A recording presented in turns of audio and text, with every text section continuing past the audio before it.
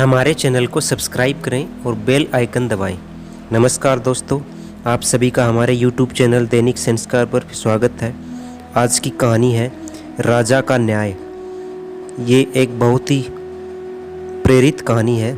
आइए कहानी की शुरुआत करते हैं। किसी देश में काशीराज नाम के राजा राज्य करते थे। उनकी पत्नी का नाम करुणा था। उनका जन्म राजवंश में हुआ था। महल में सुख सुविधाओं का कोई अभाव नहीं था। सेवा के लिए बहुत से दास दासियां थी। उनके चारों ओर सुख ही सुख था। दुख क्या होता है इस बात का वे नहीं जानती थी। करुणा बहुत अधिक सुंदर थी। राजा उनसे अथाह प्रेम करते थे। उनके मुख से बात निकलने भर की देर थी कि उसके पूरा होने में देर नहीं लगती थी। दिसंबर का महीना था। कड़कड़ाती ठंड पड़ रही थी। एक दिन रानी करुणा नदी में स्नान करने का निश्चय किया। राजा ने आज्ञा दी कि करुणा की ओर जाने वाले सारे मार्ग रोक दिए जाएं और सभी घाट खाली कर दिए जाएं। आदेश होते ही सभी मार्ग रोक दिए गए। नदी के तट पर घाट निर्जन हो गए। जो लोग घाटों के पास झोपड़ियां बनाकर रह रहे थे वे भी उन्हें छोड़कर चले गए।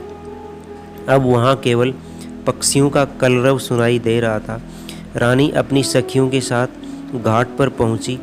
वरुणा नदी के तट पर उनका पास प्रयास गूंजने लगा। उस समय पूर्व दिशा में सूर्य नारायण उग रहे थे। रानी ने अपनी सखियों के साथ नदी की झिलमिल करती धारा में स्नान किया। पानी बहुत ठंडा था। ठंडे पानी में स्नान करने के कारण रानी बुरी तरह ठिठुर गई और थर थर कांपने लगी। कपकपाते होठों से उन्होंने कहा, मैं ठंड से मरी जा रही हूँ। जल्द ही आग जलाओ और मेरे प्राण बचाओ। रानी की आज्ञा पाकर सखियाँ पास के जंगल से लकड़ियाँ लेने जाने लगी। रानी ने कहा, इतनी दूर कहाँ जा रही हो? देखो पास ही फूस की झोपड़ियाँ हैं, इसी में आग लगा दो। किसी तरह इस ठंड से तो छुटकारा मिले।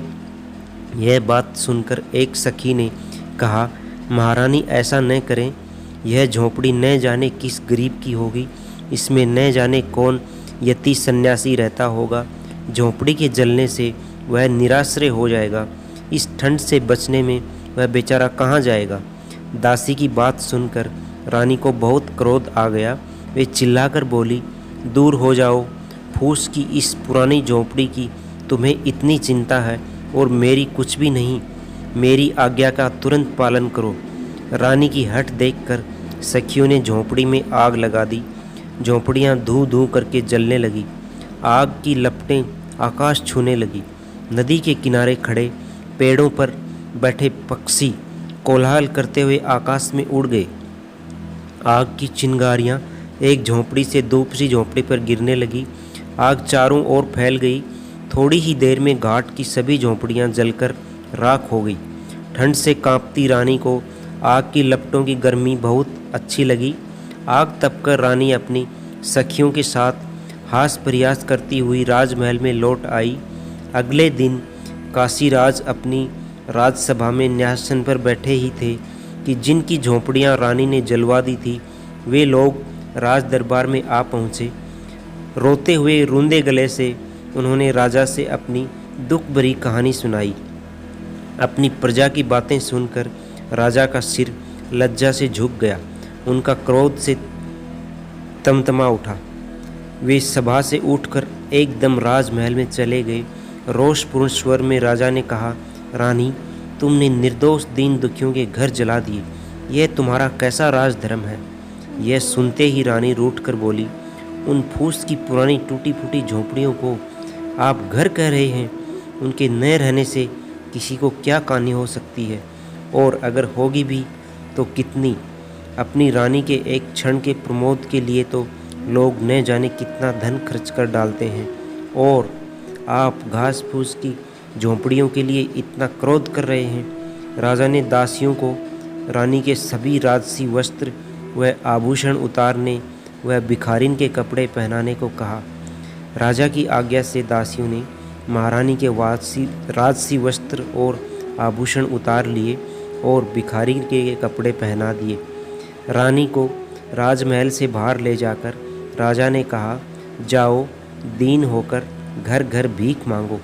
तुमने अपने एक क्षण के लिए, सुख के लिए जिन गरीब लोगों की झोपड़ियों को जला दिया था, तुम्हें उन्हें बनवाना होगा। मैं तुम्हें 1 वर्ष का समय देता हूँ। 1 वर्ष बाद तुम राज्यसभा में आना और सबको बताना कि दीन की झोपड़ी का क्या मूल्य है। रानी 1 वर्ष तक राजमहल से बाहर रही। गर्मी, सर्दी और वर्षा सहते हुए उन्होंने कठिन परिश्रम किया। तब जाकर पूरे 1 वर्ष में वे झोपड़ियाँ बनकर तैयार हुई। अब रानी को झोपड़ी का वास्तविक मूल्य समझ में आ गया। राजा उन्हें आदरपूर्वक महल में लाए। धन्यवाद दोस्तों, आपको ये कहानी कैसी लगी नीचे कमेंट करके हमें ज़रूर बताइएगा। अगर आपको ये कहानी पसंद आई हो तो अपने दोस्तों के साथ ज़रूर शेयर करें और ऐसी ही प्यारी कहानी सुनने के लिए हमारे YouTube चैनल से जुड़ें। चैनल को लाइक करें, शेयर करें, सब्सक्राइब करें और बेल आइकन पर ज़रूर दबाएं। धन्यवाद।